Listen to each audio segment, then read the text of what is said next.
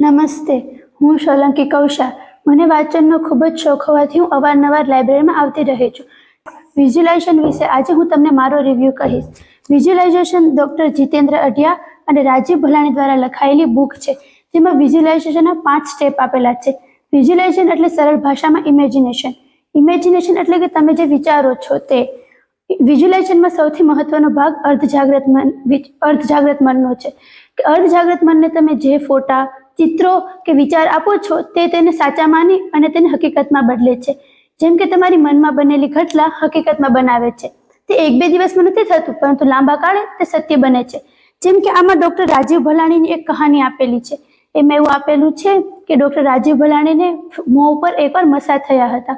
મસાની ઘણી ટ્રીટમેન્ટ તેઓએ કરાવી. છેલ્લે તેનો ઈલાજ ન મળતા તેઓ સર્જરી કરવાનું નક્કી કર્યું.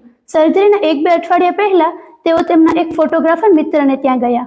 તો મિત્ર કોઈ એક છોકરીને જેને મોઢે પિમ્પલ એવું હતું તે છોકરીનો ફોટો એડિટ કરી અને તેની સ્કિન ક્લિયર કરી હતી. આ ચિત્ર અને ફોટા જીતેન્દ્ર રાજીવ ભલાણીના મનમાં છપાઈ ગયા અને તેઓએ આ વસ્તુનું વિઝ્યુલાઇઝેશન શરૂ કર્યું. 1 અઠવાડિયામાં તો રિઝલ્ટ ના મળ્યું, પરંતુ 4-5 અઠવાડિયે તેઓને આનું પરિણામ મળ્યું અને તેના ચહેરા પરના બધા મસા દૂર થઈ ગયા.